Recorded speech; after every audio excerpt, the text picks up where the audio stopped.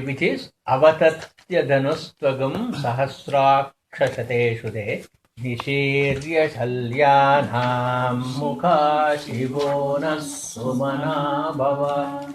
The rest of the mantras, 11 to 15, are pretty much same kind of prayer. There is not much variety in that. The reason that the variety is not there is because we have already exhausted. Here, since the devotee is very desperate because of all his recognition of the various sins and the papas that he has committed, the kind of prarabdha karma that is going on, and then as in one of the classes I had mentioned, in each one of our janmas, we will create enough karma to take 10 births. So, therefore, when is it kada shambho bhavishyami karma nirmulana kshamaha, as Adi Shankara says? He always says, when can I actually get rid of all my karmas, because we accumulated at that rate. Of course, there are many methods by which you can burn away all the sanchita karma and not accrue agami karma, but you have to go through your prarabdha karma. But now the prayer is that you know about that.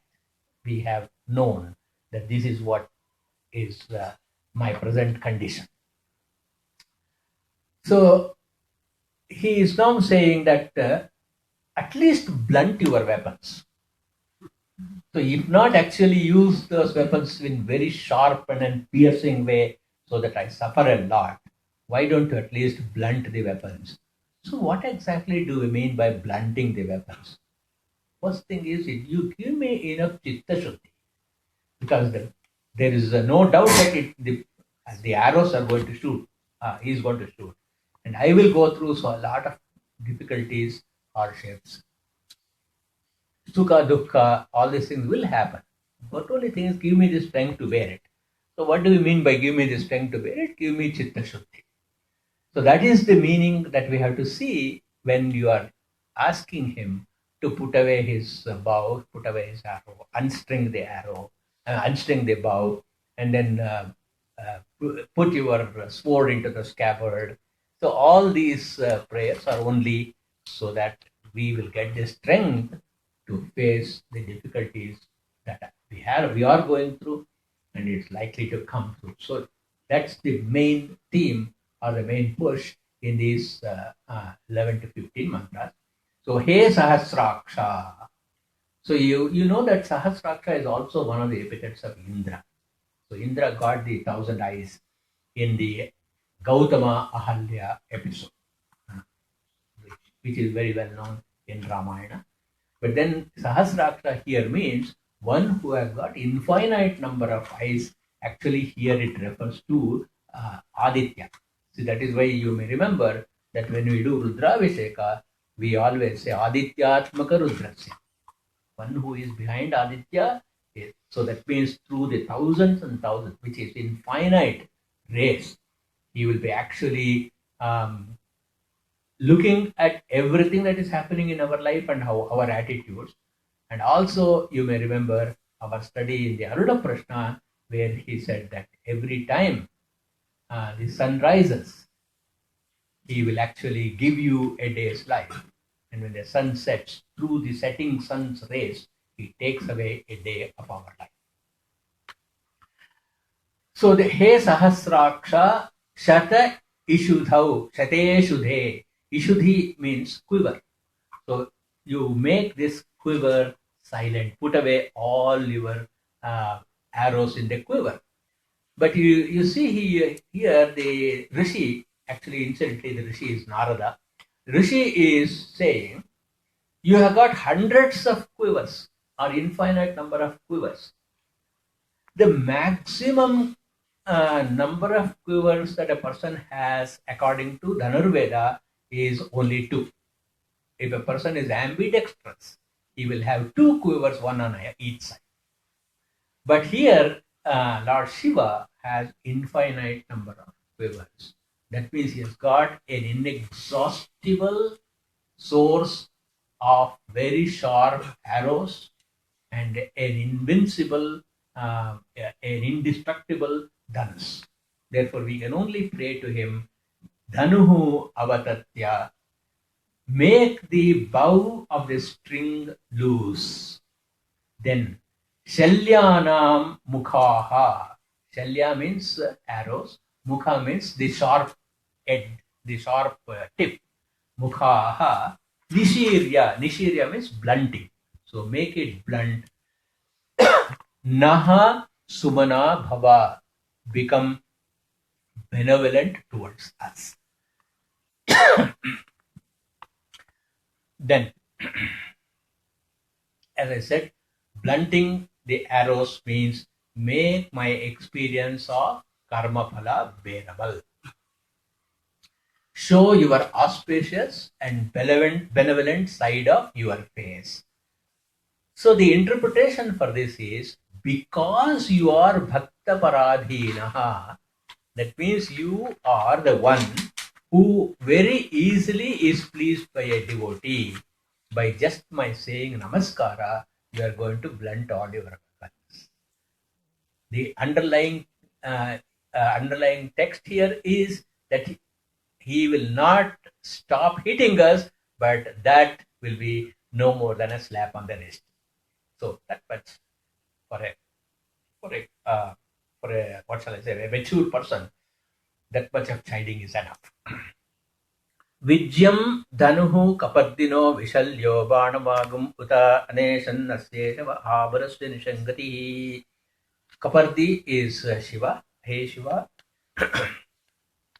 Dhanuhu vijyam. Jya means string. Vijya means vigata jya.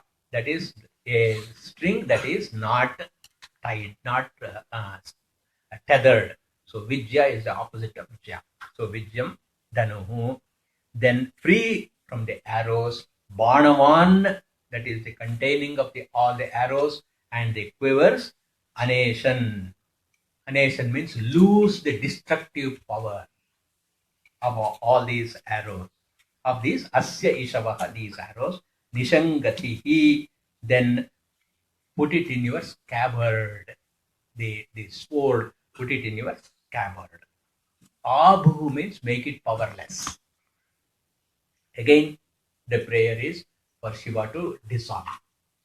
Then the next mantra, again, similarly, He Midushtama, one who gives all that we desire. Yate Hetihi, all those weapons that you have in your hand, Haste, has now become a giver of boons.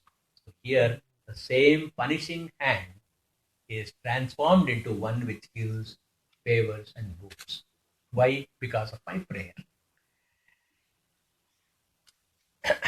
And now protect me. So for protection, the word used is paribhuja. Then ayakshmaya. How do you protect me? Yakshma means ill health or sickness. Ayakshmaya means by freeing me of all sickness, you protect me. And then from all corners, Vishwataha.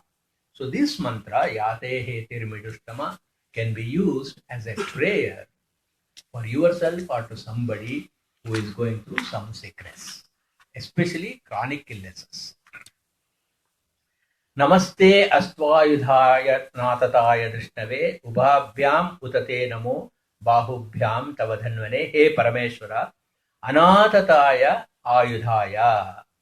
The weapons that are not anymore targeted towards me. Anatataya means not targeted. So that means they are not pointing towards me. Then these weapons that are not targeted, which are what kind of weapons? Drishnave. That means which have the power to destroy. Let that be averted from me. And for that sake, namaste astu, my prostrations to you. Parite dhanvane. Then here the devotee is asking the Lord again, what would you do when you turn away the weapons? You turn it towards my enemies. Don't point to me, but turn it towards my enemies. Of course, metaphorically, here the enemies is Arishadvarkas, Kamakroda Arishadvarkas. So you destroy all those things. Because by myself, I have tried all the means to overcome them. So it didn't work. Therefore, you have to do it yourself by giving jnana. That's why Ishana, in the form of Ishana, Shiva is the primordial Guru. In the form of Dakshinamurti, he is Guru. So only a Guru can remove all our difficulties. So that is why we are also seeking here that you become my Guru. Then, so this comes to the end of the first Anuvaka. In these first Anuvaka, 15 mantras. How can we summarize the central message of these 15 mantras? First of all, it is the efficacy of prayer and namaskara. If anybody has any doubt whether prostrating before Ishvara works or not, the first Anuvaka removes those doubts. By doing namaskara, our difficulties will become either annulled or they become bearable. Just as an piece of iron, even though it is at a great distance from a powerful magnet, it attracts that iron. Similarly, my prayer, which has the power of such attraction, will attract Ishvara's grace, even though it is not in the immediate proximity. So therefore, this also I pointed out in one of the earlier mantras. And if you again classify all the 15 mantras, you will see that freedom from the tapatrayas, from the adibhautika tapatrayas. Again, homework for you is where there are mantras which says, free this nation from famine, and then protect the cows and my fellow beings, and then from wild animals, from insects. You will see those mantras as part of this Anuvaka. Then the next is we are also asking for removal of the Adi Daivika Tapa, from karma, from our Papa Karyas, bring divine benevolence, freedom from Akala Varana, Akala Mrityu, Daivyo Bhishaka, freedom from Akala Mrityu, from diseases, give me rainfall, and then give us good children. So those mantras are also in words spread here and there are embedded. We are also asking for removal of Adhyatmika Tapatraya and bring Adhyatmika grace. That means to cure me from Ajnana and avoid me from committing any further sins and give me leadership qualities. There are also leadership qualities talked about in this Anuvaka. So in short, Tapatraya Nivarana and Sukha Prapti.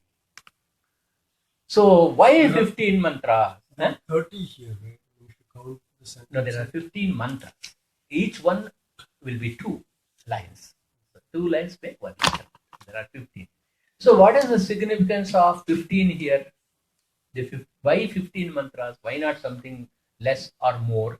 Because it is 5 jnanendriyas, 5 karmendriyas, and then Adhakarana, Manas, Buddhi, Chitta, Ahankara, and then the jiva status which is caused by karma. What causes the jiva status?